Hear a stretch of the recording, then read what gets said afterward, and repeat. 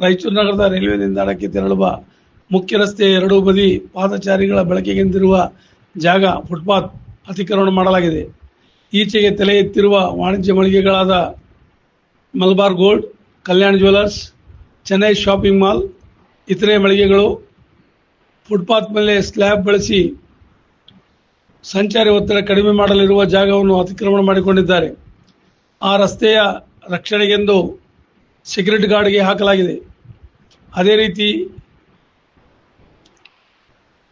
ರಸ್ತೆ ಬಳಸಿಯೇ ಜಿಲ್ಲಾ ಮಂತ್ರಿ ಶರಣ್ ಪ್ರಕಾಶ್ ಪಾಟೀಲ್, ಸಣ್ಣ ನೀರಾವರಿ ಸಚಿವ ಎನ್.ಎಸ್. ಬೋಸರಾಜ್, ಮಹಾನಗರ ಪಾಲಿಕೆ ಸದಸ್ಯರು, ಆಯುಕ್ತರು, ಅಧ್ಯಕ್ಷರು ಹೋದರೂ ಸಂಚಾರ ಒತ್ತಡದಲ್ಲಿ ಒದ್ದಾಡಿದರೂ ಫುಟ್ಪಾತ್ ತೆರವಿಗೆ ಅತಿಕ್ರಮಣಕ್ಕೆ ಕ್ರಮ ಜರುಗಿಸುತ್ತಿಲ್ಲ.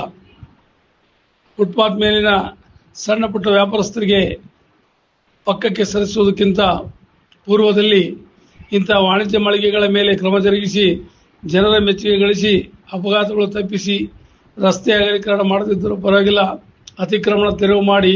ಇದು ಜನರ ಹಕ್ಕೊತ್ತಾಯ. ನಗರ ಶಾಸಕರಿಗಂತೂ ಈ ಬಗ್ಗೆ ಹೇಳದಿರುವುದೇ ಸರಿ ಅನಿಸುತ್ತದೆ. ಅವರಂತೂ ಇತ್ತೀಚೆಗೆ ನಗರದ ಅಭಿವೃದ್ಧಿ ಬಗ್ಗೆ ತೀರಾ ನಿಷ್ಕಾಳಜಿ ತೋರಿಸಿದ್ದಾರೆ. ನಗರದ ರಸ್ತೆಗಳೆಲ್ಲ ಇಕ್ಕಟ್ಟಾಗಿವೆ, ತೆಗ್ಗು ದಿನ್ನೆಯಿಂದ ಕೂಡಿವೆ, ಹಲವಾರು ಅಪಘಾತಗಳು ಸಂಭವಿಸುತ್ತಿವೆ. ಆದರೂ ಶಾಸಕರು ಇತ್ತ ಕಡೆ ಗಮನ ಹರಿಸುವುದೇ ಬಿಟ್ಟುಬಿಟ್ಟಿದ್ದಾರೆ. ಇದು ದುರಂತ.